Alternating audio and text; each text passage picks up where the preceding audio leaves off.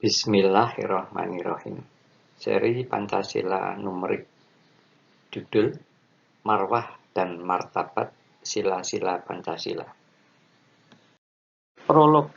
Tayangan ini mengembangkan kerangka konseptual Pancasila numerik ya, melalui pembacaan fungsi filosofis masing-masing sila dengan cara pandang khusus ya, yang relatif berbeda dengan pendekatan normatif klasik ya.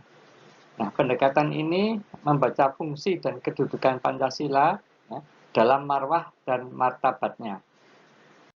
Melalui kerangka ini, sila pertama Pancasila itu dipahami sebagai sila legitimasi yang memberikan dasar ilahiyah ya, bagi keberadaan Negara Republik Indonesia NKRI. Sila kedua itu sebagai sila determinasi yang menentukan arah etika kehidupan bangsa. Selanjutnya, sila keempat sebagai sila supremasi, yakni yang mengatur otoritas politik melalui hikmat kebijaksanaan. Dan sila kelima sebagai sila identitas yang mendefinisikan karakter moral bangsa Indonesia. Selanjutnya adalah sila ketiga ya, sebagai sila destinasi, yakni menunjukkan tujuan historis bangsa. Pendekatan atau cara pandang semacam ini akan membuka ruang manifestasi serta operasionalisasi nilai-nilai Pancasila dalam berbagai bidang, termasuk sistem hukum, kebijakan publik, perekonomian, tata kelola negara, dan seterusnya. Caranya adalah sebagai berikut. Sila pertama sebagai sila legitimasi. Pada dasarnya, sila pertama Pancasila, yakni ketuhanan yang Maha Esa, merupakan sila legitimasi, yakni legitimasi Tuhan yang Maha Esa atas keberadaan Negara Kesatuan Republik Indonesia NKRI, Pancasila, Undang-Undang Dasar 1945, dan pemerintah. Hal ini diperkuat oleh pernyataan yang tertuang dalam alinea ketiga pembukaan Undang-Undang Dasar 1945 yang berbunyi, atas berkat rahmat Allah yang Maha Kuasa dan dengan didorongkan oleh keinginan luhur supaya berkehidupan kebangsaan yang bebas, maka rakyat Indonesia menyatakan dengan ini kemerdekaannya. Konsekuensinya, rakyat Indonesia sudah seharusnya senantiasa bersatu, patuh dan setia kepada NKRI, Pancasila, Undang-Undang Dasar 1945, dan pemerintah sebagai bentuk kepatuhan atas perintah Tuhan. Pembangkangan kepada NKRI, Pancasila, Undang-Undang Dasar 1945, dan pemerintah pada dasarnya merupakan pembangkangan atas perintah Tuhan yang Maha Esa. Dalam perjalanan sejarah NKRI, Kiai Hasyim Asy'ari, yakni pendiri Nahdlatul Ulama, pernah mengeluarkan fatwa bahwa bela atau cinta kepada negara adalah sebagian dari iman. Yang ini kemudian oleh Bung Tomo digelurakan semangat jihad pada arek-arek Surabaya dan sekitarnya untuk melawan Inggris yang akhirnya tanggal 10 November itu dijadikan sebagai Hari Pahlawan. Sila kedua, sila determinasi. Sila kedua Pancasila, yakni kemanusiaan yang adil dan beradab, dapat disebut sebagai sila determinasi karena ia berfungsi mendeterminasi, ya, menentukan arah, ukuran, dan kualitas sikap mental guna mencapai tujuan persatuan dan kemakmuran Indonesia. Determinasi adalah bentuk keinginan yang sangat kuat, ya, gairah yang menggebu-gebu, ya, untuk mencapai sesuatu prestasi, yakni terdapatnya atau terbentuknya manusia Indonesia yang adil dan beradab dalam arti yang sebenar-benarnya. Terdapat upaya sistematis untuk menerjemahkan sila kedua Pancasila kemanusiaan yang adil dan beradab ke dalam kerangka penilaian yang operasional dan terukur. Setiap dimensi kemanusiaan, ya, seperti penghargaan terhadap martabat manusia, ya, keadilan dalam hak dan tanggung jawab, keberadaban perilaku, ya, toleransi, tepos liro, keberanian membela keadilan, hingga sikap mental kesatria, dirumuskan sebagai indikator normatif yang diberi bobot numerik. Pendekatan ini menegaskan bahwa nilai kemanusiaan dari Pancasila itu bukan sekedar bersifat idealis, etis, abstrak, ya, melainkan mempunyai kemampuan mendeterminasi, ya, menjadi standar perilaku konkret, ya, dari upaya yang akan dituju, ya, dan kemudian dapat dievaluasi secara rasional dan konsisten dalam rangka menuju kemuliaan, ya, keberadaban dalam keindonesiaan. Sila keempat, sila supremasi. Dalam kerangka Pancasila numerik, ya, yang memandang bahwa setiap sila itu sebagai kaidah normatif yang dapat diuji secara rasional. Nah, sila keempat, kerakyatan yang dipimpin oleh hikmat kebijaksanaan dalam permusyawaratan perwakilan, dapat dipahami sebagai sila supremasi. Nah, pengertian supremasi di sini itu dipahami sebagai kekuatan hukum yang mampu mengatasi segala masalah ketidakharmonisan dalam hubungan kemasyarakatan dan kenegaraan yang dihadapi oleh para ru'iyah atau rakyat, ya, sebagai salah satu fondasi negara. Dalam memutuskan atau merumuskan hukum yang mengatur hubungan antara rakyat, masyarakat, dan negara, ya, maka urusan itu harus dilakukan di dalam suatu forum berupa majelis, ya, luhur gitu, permusyawaratan, ya, yang senantiasa dipandu oleh rasionalitas yang tercerahkan dan etika luhur. Wujudnya adalah kepesertaan di dalam permusyawaratan tersebut itu beranggotakan perwakilan rakyat, di mana perwakilannya adalah perwakilan untuk berhikmat kebijaksanaan.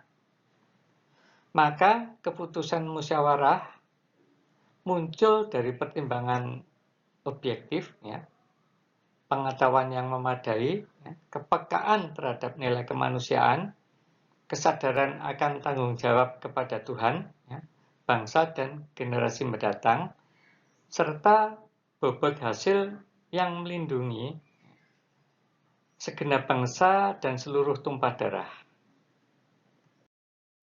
Dengan demikian, sila keempat Pancasila mensupremasi seluruh praktek politik, hukum, dan ketatanegaraan di bawah otoritas hikmat kebijaksanaan, yakni menjadikan rasionalitas, keilmuan, dan etika sebagai mahkota sehingga bangsa Indonesia menjadi bangsa yang amanah, di mana kedudukannya sebagai khalifatullah fil ard atau perwakilan Tuhan di bumi itu terwujud dalam arti yang sebenar-benarnya.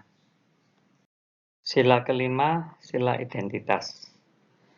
Sila kelima, keadilan sosial bagi seluruh rakyat Indonesia, berfungsi sebagai definisi esensial bagaimana orang Indonesia memandang hakikat keindonesiaan.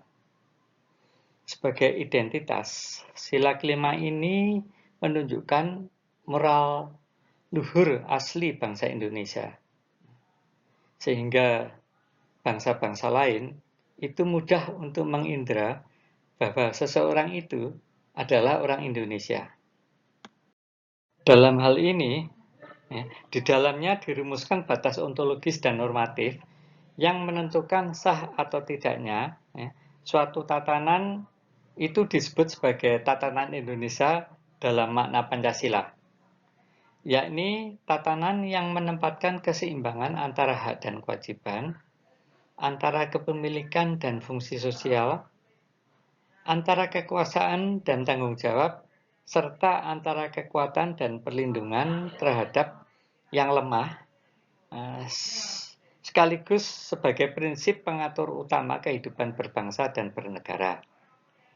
Oleh karena itu, setiap wujud dari kebijakan oleh pemerintah dan negara senantiasa dirasakan adil secara sosial bagi setiap rakyat atau masyarakat. Oleh karena itu, kebebasan, kekayaan, dan kewenangan politik memperoleh legitimasi etis hanya sejauh berfungsi sebagai upaya mewujudkan keadilan yang bersifat relasional, distributif, dan bermartabat, bukan sebagai akumulasi individual, melainkan sebagai manifestasi konkret dari peradaban yang mengakui manusia sekaligus sebagai pribadi otonom serta makhluk sosial dalam satu kesatuan moral bangsa. Sila ketiga, sila destinasi. Sila ketiga Pancasila, yakni Persatuan Indonesia, layak disebut sebagai sila destinasi karena ia merupakan tujuan akhir yang hendak dicapai oleh seluruh dinamika dari nilai sila-sila Pancasila sebelum dan setelahnya. Maksudnya adalah sila pertama, sila kedua, sila keempat, dan sila kelima. Setelah legitimasi ilahiyah ditegakkan melalui sila pertama, kemudian arah dan kualitas kemanusiaan ditentukan oleh sila kedua, sebagai sila determinasi, serta tata kelola kolektif dimuliakan oleh sila keempat sebagai supremasi hikmat kebijaksanaan, dan sila kelima sebagai sila identitas, maka seluruh proses tersebut bermuara pada terwujudnya kesatuan bangsa yang utuh. Persatuan bukan sekedar kondisi sosiologis, melainkan sebagai horizon teologis, yakni keadaan ideal di mana keberagaman suku, agama, budaya, dan pandangan hidup disintesiskan melalui suatu kesadaran kebangsaan yang harmonis. Maka bentuk NKRI, Negara Kesatuan Republik Indonesia, sebagai negara kesatuan adalah pengejawantahan dari Persatuan Indonesia. Oleh karena itu, sebagai bangsa Indonesia, kita harus senantiasa berbangga karena para founding fathers sudah meletakkan dasar bentuk suasana batin yang ada kepemilikan negara sebagaimana yang dicita-citakan oleh para nabi dan rasul, sehingga kemudian dapat disimpulkan bahwa Indonesia itu, negara Indonesia tidak dibentuk atau dibangun dengan cara konsepsi pemikiran manusia semata-mata, namun terlebih-lebih oleh peran ilahiyah. Sehingga dalam beraktivitas atau bekerja serta berhubungan dengan semua negara lain atau bangsa lain, itu bernilai sebagai ibadah, ya, dan merupakan jihad yang sebenar-benarnya. 1, kedua, keempat, dan kelima itu sifatnya luhur, ya, karena merupakan manifestasi sifat-sifat Rasulullah, di mana Indonesia memang mendasarkan pada semangat Piagam Madinah, ya, dalam menyusun sebagai bangsa, ya, negara sebagaimana yang diidam-idamkan oleh Rasulullah. Pancasila pada dasarnya mendasarkan pada Piagam Madinah, di mana sila pertama, kedua, keempat, dan kelima, ya, merupakan implikasi dari sifat-sifat Rasulullah, yakni fatonah, amanah, sidik, dan tablik, atau disingkat dengan FAS.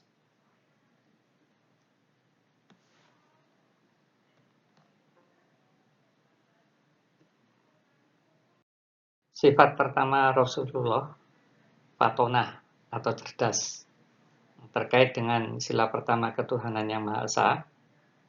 Yang beriman kepada Tuhan adalah orang yang cerdas pikiran.